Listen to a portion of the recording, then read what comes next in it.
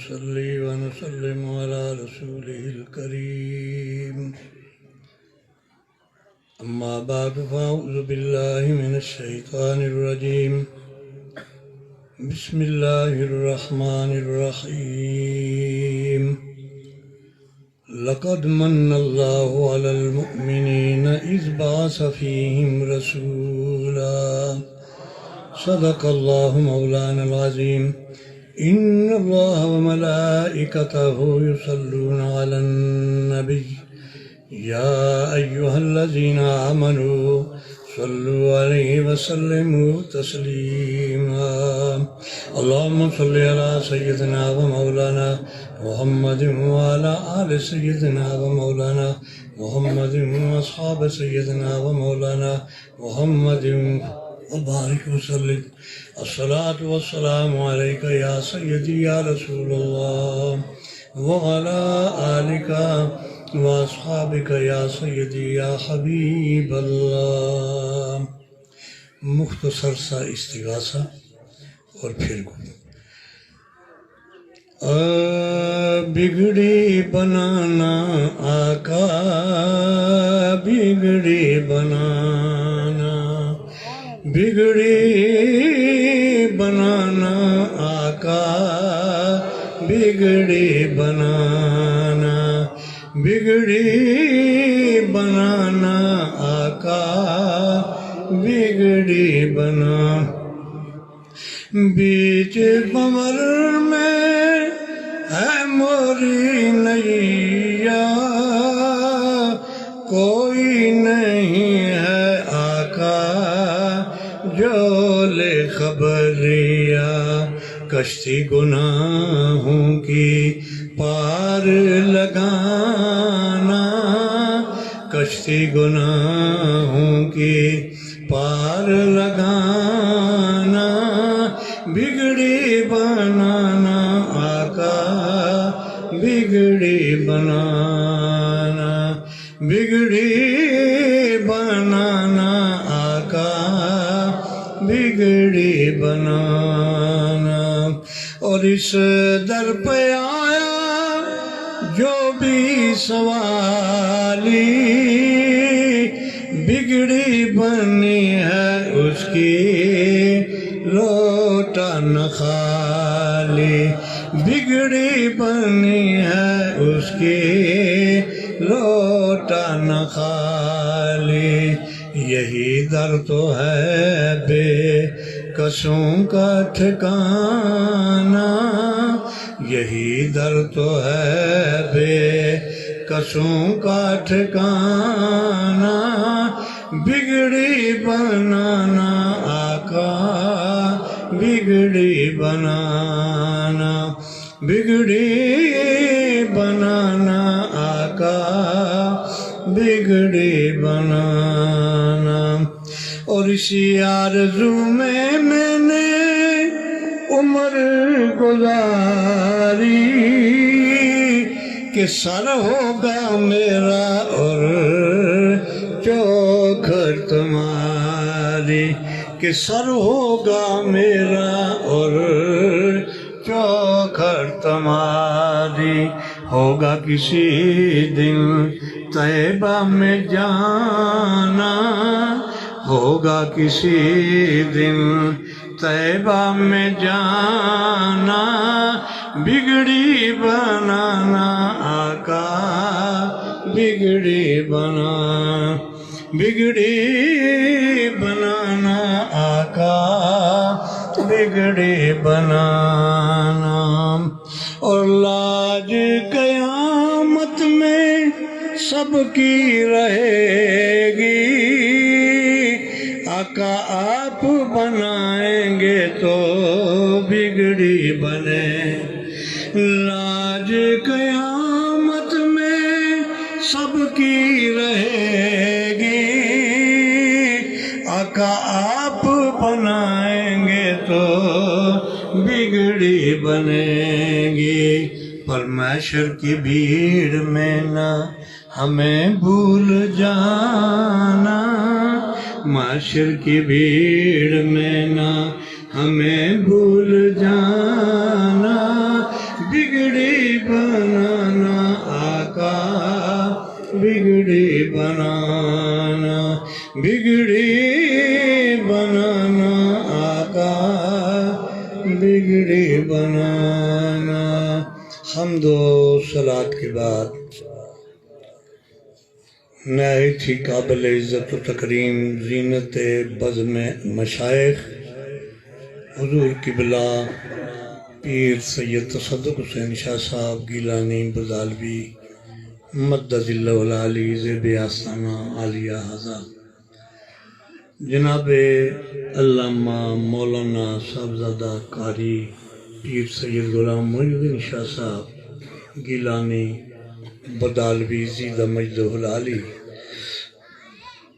جناب صاحبزادہ پیر سید آفتاب حسین شاہ صاحب گیلانی بدالوی مرد کلندر جناب پیر طریقت صاحبزادہ پیر سید سرفراز حسین شاہ صاحب گیلانی بدالوی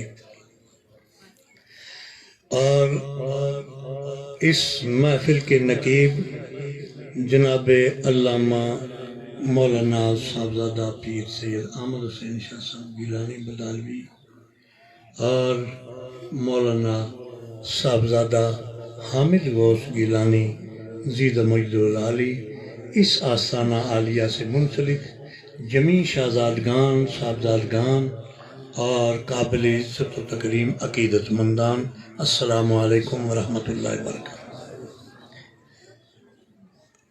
یہاں قریب ہی مدار شریف کے ایک جنازہ ہے جس پر بہت سے ساتھیوں نے جانا ہے، اس لیے کوئی آدمی یہ روب راب نہ سمجھے جو اسٹیج سیکرٹری صاحب نے میرے بارے میں روب راب جمایا کہ اب خصوصی خطاب ہوگا تو اس خطاب کے سائے میں دب کے رہ جائیں اور ہمیں پتہ ہی نہ ہو۔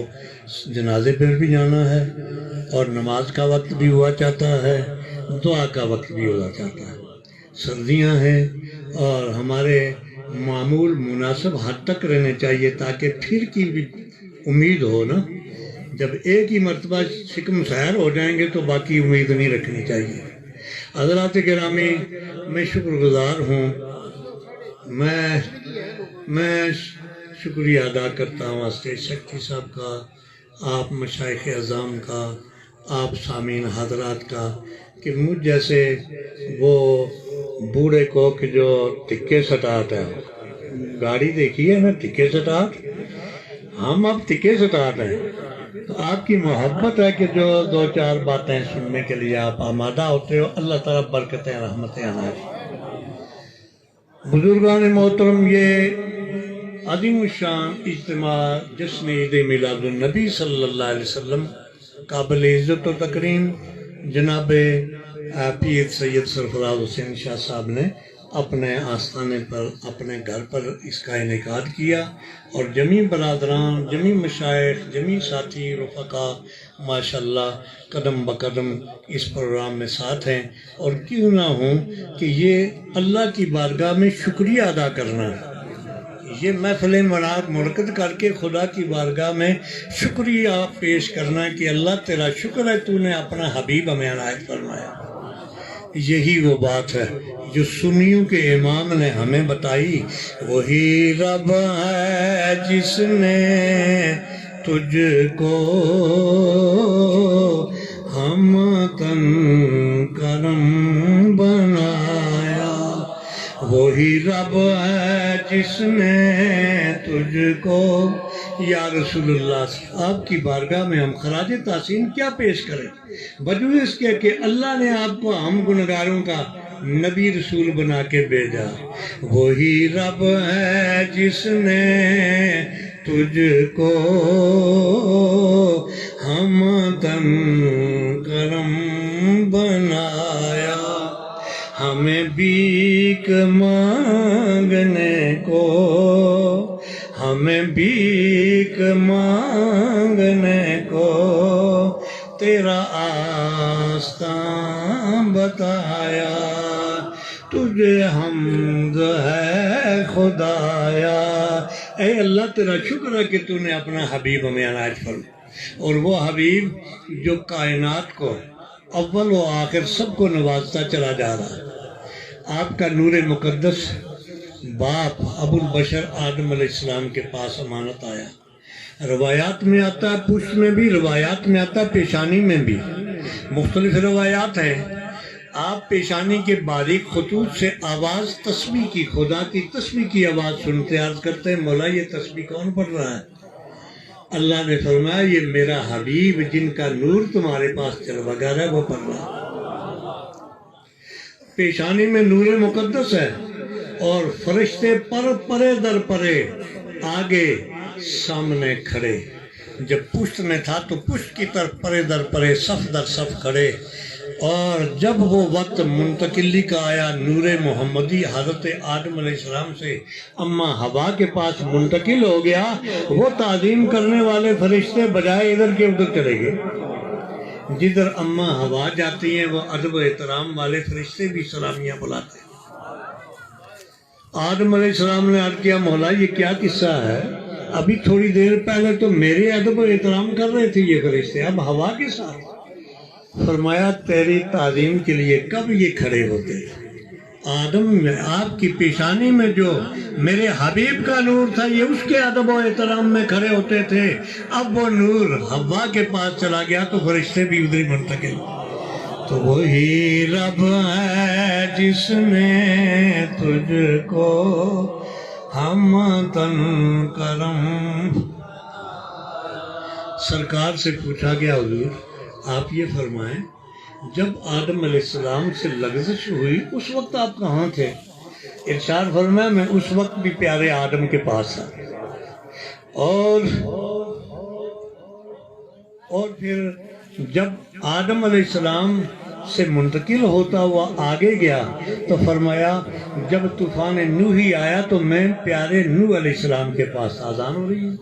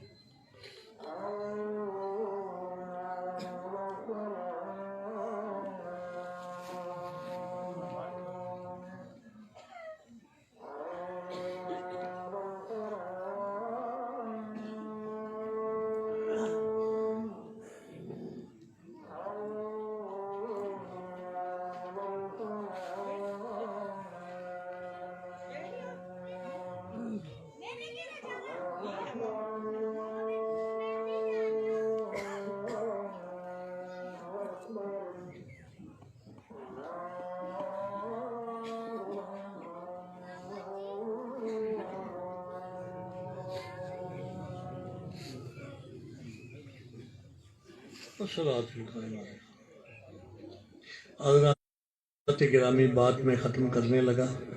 سرکار جس جس کے پاس تشریف رہے آپ کا نور مقدس رہا، فیضان محمدی تقسیم ہوتا چلا گیا، اور پھر ایک وقت وہ آیا کہ جب دنیا پر آپ کی ولادت ہو چکی، بعثت کا وقت ابھی قریب، سرکار کی طرف سے اعلان نبوت ہونے کی دیر تھی کہ لوگ مخالف بن گئے۔ آپ صلی اللہ علیہ وسلم کی شکایت جو مدینے میں مکہ معظمہ میں جو غلہ پہنچانے والا تھا حبیب یمنی، اس کو شکایت کی کہ جو کسی کو خوراک دیتا ہے لوگ محتاج بھی ہوتے ہیں نا اس کے، کہ آپ محتاج اس مکہ معظمہ کے جو لوگ ہیں ان کو ذرا کنٹرول کیجئے۔ جی کیا وجہ ہے؟ وہاں ایک نئے آدمی نے اعلان نبوت کر دیا ہے، لوگ دھڑا دھڑ ادھر جا رہے ہیں، ان کو روکو۔ حبیب یمنی اپنے اراکین سلطنت کے ساتھ یمن سے نکلا، آ کے مکہ معظمہ میں پہنچا، میرے بزرگان محتشم، ابو جہل نے بتیرا سمجھایا حبیبی امنی کو کہ وہ ایسا ایسا ایسا، اسے بلانے کی ضرورت نہیں، آپ یوں کر لیں۔ اس نے کہا نہیں، میں جب تک خود براہ راست اس شخص کی بات نہ سنو بات آگے نہیں چل سکتی۔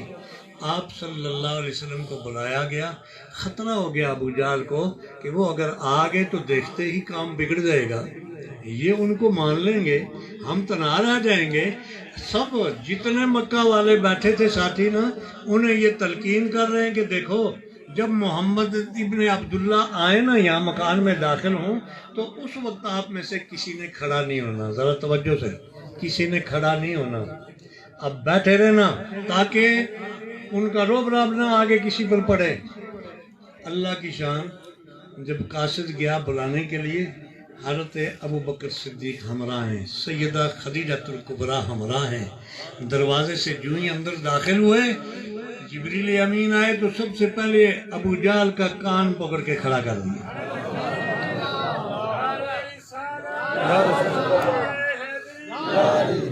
ابو جہل کو کان پکڑ کے کھڑا کر دیا تو فرشتے کو کوئی دیکھتا تو نہیں نا، انہوں نے سوچا یہ ابو جہل ابھی ہمیں باز کر رہا تھا کہ کھڑے نہیں ہونا اور ہمیں بٹھا کے آپ کھڑا ہو گیا، یہ کوئی خاص مطلب حاصل کرنا چاہتا ہے۔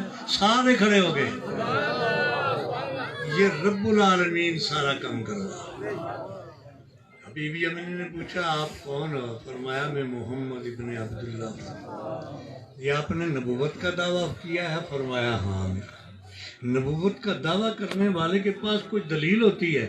جی آپ کیا معجزہ دیکھنا چاہتے ہو؟ فرمایا میں آسمان کا۔ کان میں ابو جہل نے کہا نہیں، زمین سے نہیں پوچھنا، یہ زمین پر الیاذ باللہ جادو چلا لیتے ہیں، آسمان سے معجزہ طلب کرنا۔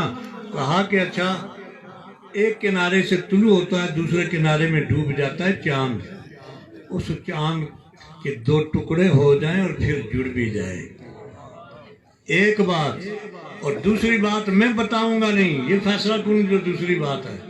حبیب یمنی کہتا ہے کہ حضور پہلی بات تو آپ یہ دکھا دیں، اور دوسرا میں یہ دیکھنا چاہتا ہوں میرے دل کی بات بتا بھی دیں اور میرا کام کر بھی دیں۔ حضرات محترم سرکار نے فرمایا چلو کوہ ابو قباس پر چلے گئے، 2 نفل ادا فرمائے، فرمایا یہی مطالبہ ہے؟ کہا یہی ہے۔ آپ نے اشارہ فرمایا چاند کی طرف، ایک ٹکڑا صفا کی طرف، دوسرا مروہ کی طرف، پھر اشارہ فرمایا، دونوں جا کے جڑ گئے۔ جب چاند کے ٹکڑے ہونے کے بعد جڑ بھی گئے، کام ہو گیا، آپ نے توجہ فرمائی، حبیب یمنی وہ تیری بات کیا تھی؟ نے کہا حضور میں کیوں بتاؤں، جو میرے دل کی بات ہے آپ بتائیں۔ اب مسئلے سارے حل ہو جاتے ہیں نا یہی۔ آپ نے ارشاد فرمایا حبیب یمنی تیرے دل میں ایک مراد ہے، لوگ کہتے ہیں کوئی اللہ کے علاوہ مراد نہیں پوری کر سکتا، اللہ عنایت کرے تو اللہ کے نبی بھی مرادیں پوری کرتے ہیں اور اللہ کے محبوب بندے بھی مرادیں پوری کرتے ہیں۔ حضرات گرامی سرکار نے فرمایا تیرے دل میں یہ نیت ہے، تیری ایک مشلول الاعضاء بیٹی ہے جو تیرے محل میں یمن میں ہے، جو نہ چل سکتی ہے، نہ ہاتھوں سے کام کر سکتی ہے، آنکھوں سے نابینا ہے، اور تو یہ چاہتا ہے کہ تندرست ہو جائے، جا حبیب یمنی محل میں داخل ہوگا تو وہ تندرست پائیں گے۔ بس کیا تھا بھائی، کلمہ پڑھ لیا، کلمہ پڑھ کے رفو چکر مکہ والے وہیں چھوڑے اور سیدھا خوشی میں یمن میں پہنچا۔ دروازہ کنڈا کھڑکاتا ہے، دروازہ ہلاتا ہے، اور وہ بچی جو مشلول اعضاء تھی، کھڑی نہیں ہو سکتی تھی، وہ کہتی ہے ابا حضور ٹھہریے میں دروازہ کھولنا چاہتی۔ وہ بچی کنڈا کھولتی ہے، دروازہ کھولتی ہے، دروازہ کھول کے سامنے آتی ہے تو کلمہ پڑھتی ہے اشہد ان لا الہ الا اللہ و اشہد ان محمد عبدہ و رسولہ۔ اللہ اکبر۔ حبیب یمنی پوچھتا ہے بیٹی یہ سودا میں مکہ میں کر کے آیا، یہ وظیفہ میں وہاں کر کے حاصل کر کے آیا، تجھے کون پڑھا گیا؟ انہوں نے کہا حضور میرے پاس ایک بڑی خوبصورت شخصیت تشریف فرما ہوئے اور انہوں نے فرمایا بیٹی تیرا باپ میرے پاس آ کے کلمہ پڑھ گیا ہے، تو بھی کلمہ پڑھ تاکہ تو تندرست ہو جائے۔ میں نے اسی لمحے ان کا کلمہ پڑھا، اللہ نے مجھے تندرستی عنایت فرما دی۔ تو وہی رب ہے جس نے تجھ کو ہم تن کرم. اللہ تعالیٰ اس آستانہ عالیہ کی بہاروں کو ہمیشہ سدا بہار رکھے. اللہ تعالیٰ اس فیضان کو ہمیشہ جاری و ساری رکھے. اللہ تعالیٰ یہاں کے عرسوں کی تفیل سے، یہاں کی میلاد کی محافل کے تفیل سے، اور آگے پیچھے جو آپ حضرات تشریف لاتے ہو، اللہ تعالیٰ خالی کسی کو نہ موڑے. اللہ تعالیٰ ان مشائخ کے ہاتھوں، ان مشائخ کے ذریعہ سے یہ فیض قیامت تک کسی طرح جاری و ساری ہو. وآخر دعوانا الحمدللہ.